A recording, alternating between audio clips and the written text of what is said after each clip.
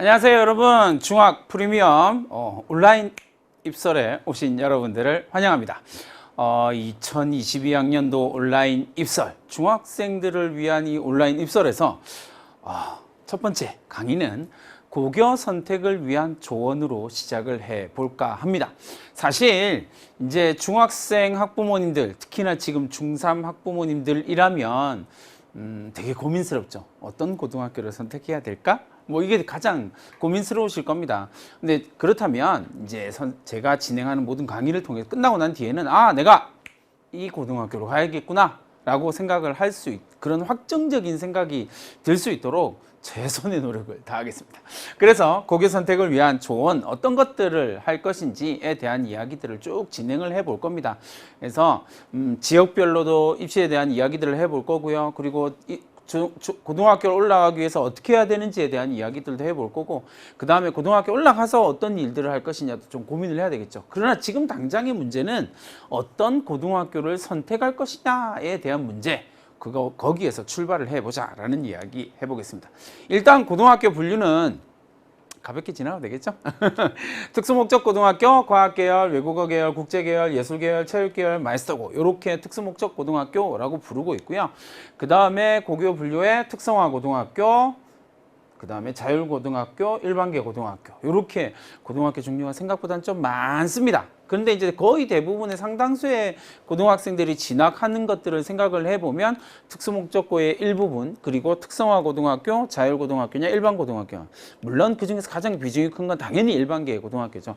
일반계 고등학교도 역시 공립이냐 사립이냐에 따라서 또 분위기나 어떤 커리큘럼이나 어떤 학교의 어떤 전반적인 프로그램 자체가 조금 다르긴 하니까 내가 살고 있는, 여러분들이 살고 있는 지역에서의 고등학교를 쭉쭉쭉 나누어 보고, 제일 첫 번째는 내가 생각하고자 하는 대학에서 어느 정도까지 갈 수 있는 고등학교인가, 이걸 고려해 보는 게 가장 크다라고 먼저 말씀을 드리고 출발을 해 보도록 하겠습니다. 자, 고교 유형별로 대입 전략을 한번 쭉 살펴보면, 과학고등학교다라고 이야기를 할 때는 스카이 계열의 이공계열에 좀 집중한다라고 생각하시면 될 것 같고요. 그 다음에 외고, 국제고, 특목고에 해당하는 외고, 국제고 같은 경우는 외국어 심화라든지 논술, 또 수능에 대한 강점이 있고 국제계열에 대한 강점이 있다라고 하는 내용을 살펴보시면 되겠습니다. 그러니까 내 자녀가 어떤 특성을 가지고 있는지를 한번 고민을 해 보셔야, 과학고는 끝났으니까 넘어가고 외고, 국제고, 그리고 자사고.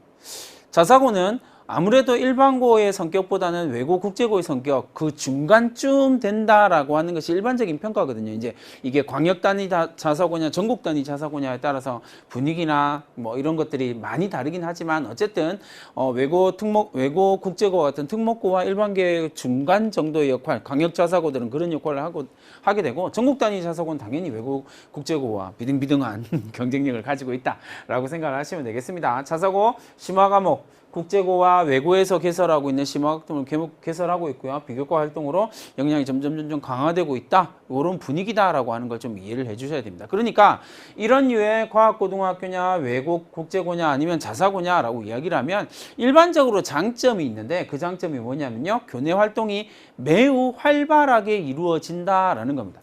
그러니까 교내 활동이 활발하게 이루어지기 때문에 어떤 특성이 나타나게 되냐면, 다양한 분위기, 그런 참여 분위기들이 나타날 수밖에 없는 거죠. 다양한 프로그램이 존재를 하고 있으니까 그 다양한 프로그램에 여러 학생들이 참여하려고 하는 의지가 매우 높게 나타날 수밖에 없다. 그리고 앞에서 달려가는 애들이 확실하게 보이는 부분이 있거든요.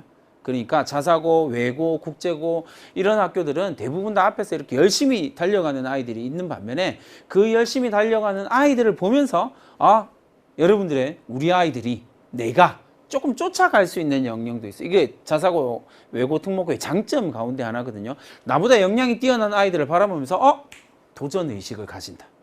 저거 해볼 만한데? 따라갈 수 있겠는데? 그러니까 그런 종류의 고등학교를 선택할 때 되게 중요한 것 중에 하나가, 자녀가 혹은 내가 그런 류의 도전의식이, 그런 류의 자극을 받고 있는지 없는지를 중학교를 한번 쭉 돌아보면서 생각을 해보셔야 된다는 겁니다.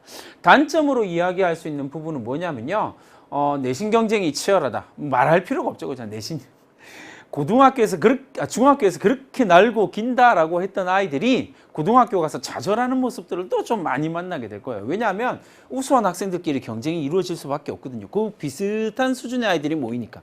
그러니까 내신 경쟁이 치열하다라는 생각을 하실 수 있을 겁니다. 그게 단점이 될 수도 있다라고 하는 부분들을 생각을 해두시면 되겠고요.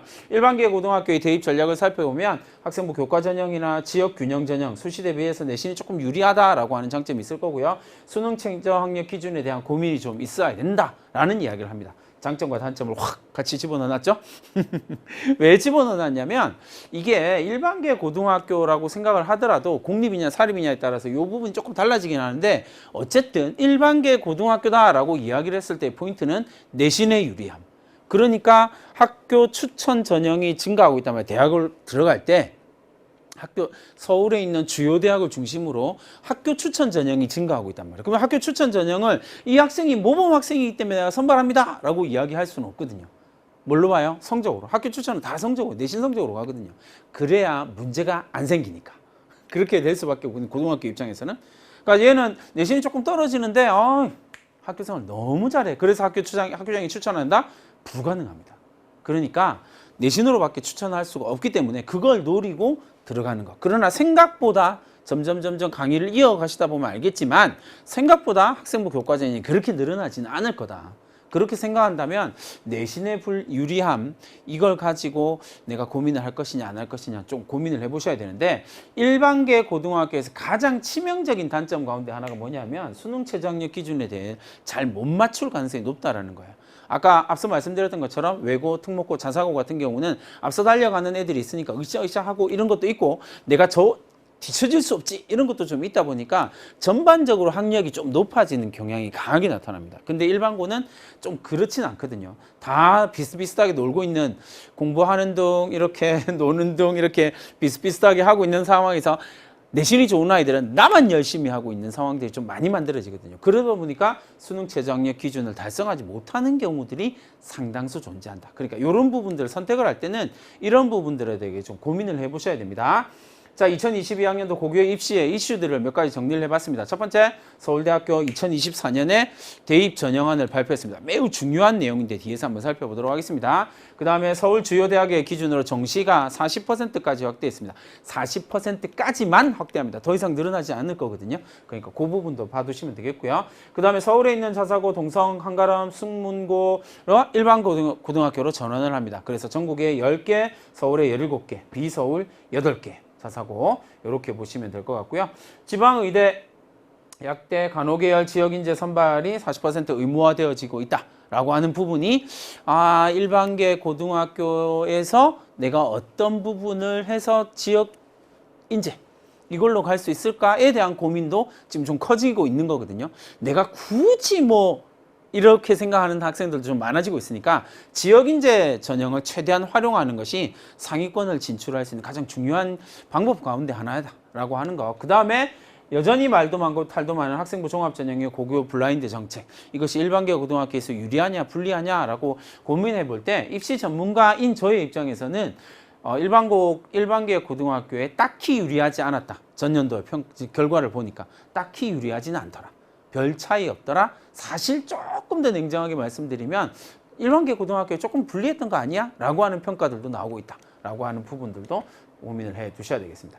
2023학년도 그러니까 지금 고등학교 2학년 학생들이 이제 발표된 건 지금 고등학교 2학년 학생들까지가 끝이니까 고등학교 2학년 학생들을 딱 보니까 그렇다면 내신 위주의 전형, 수능 위주의 전형, 논술 위주의 전형 이런 것들을 고민하고 있는 상황에서 한번 정리를 해보자는 겁니다. 전국 대학을 보니까 학생부 교과 전형입니다.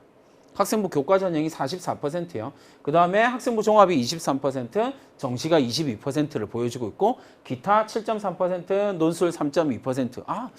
논술이 3.2%밖에 안 되는데 이렇게 시끄럽다고 생각하실 수 있어요. 근데 왜 그렇게 시끄럽냐면 이건 지금 전국 대학이잖아요. 189개의 4년제 대학 전체를 보니까 이렇더란 말이에요. 그러면 학생부 교과 전형 내신이 진짜 중요한데? 라고 말씀을 할 수 있는데 문제는 똑같은 기준으로 2023년도 전형별 비율에서 서울에 있는 주요 14개 대학을 보니까 학생부 교과의 비중 11.8%. 내신이 그렇게 중요하지 않더라는 거예요. 이거 다 추천 전형이거든요. 뒤에 부분에 자세하게 설명을 드리도록 하겠습니다. 그러고 보니까 정시 43% 정도예요. 14개 대학만 딱 놓고 봤을 때. 그 다음에 학생부 종합전형 36%. 그 다음에 논술, 기타 전형 이렇게 나온다. 근데 논술 전형이 어때요? 8.7%.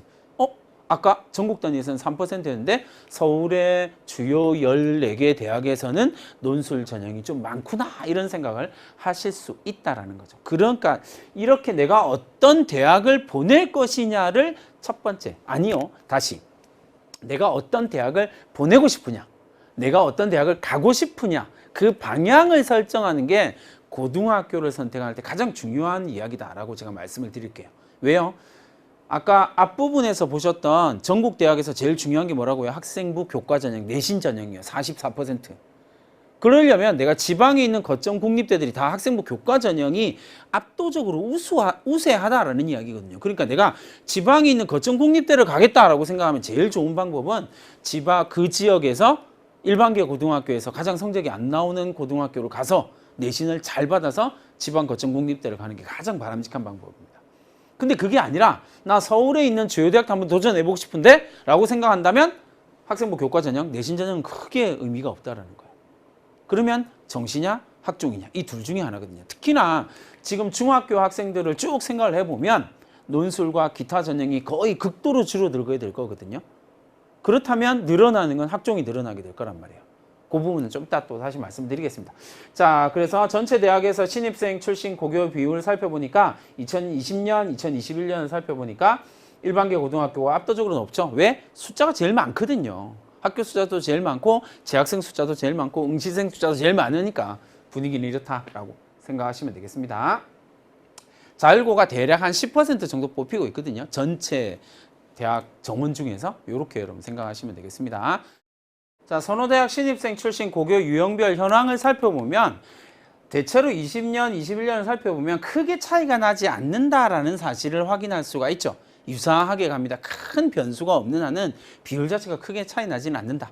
이렇게 여러분 생각하셔도 크게 무리가 없다라고 생각하시면 됩니다. 이거는 2019년, 2018년 봐도 크게 차이가 나요. 조금씩 차이 나는 정도거든요. 그러니까 전체적으로 봤을 때는 일반계 고등학교에서 차지하는 비율이 이게 이제 조금 더 복잡하게 들어가면 영재고등학교, 과학고등학교에서 비율은 전체의 비율은 어떻고 그런데 스카이를 간 비율은 어떻고 이렇게 따지게 나면 실제로는 이 뒤에 학교들이 훨씬 더 전체 대비 비율은 높아요. 그럴 수밖에 없겠죠. 그러나 이렇게만 딱 놓고 보면 전체적으로 봤을 때 일반계 고등학교가 스카이에서 대략 한 50% 정도를 차지하고 있구나. 그 다음에 맨 마지막에 보시면 자율형 사립고가 한 대략 10%에서 20% 이렇게 왔다 갔다 하고 있구나. 이렇게 여러분들이 생각을 해 두시면 좋을 것 같습니다. 이렇게 해서 고교 선택에 대한 이야기 1강을 마무리 짓도록 하고요. 뒤이어서 2강에서 조금 더 복잡하고 깊이 있는 내용을 다루어 보도록 하겠습니다. 그럼 2강에서 만나기를 바라면서 이만 물러가겠습니다.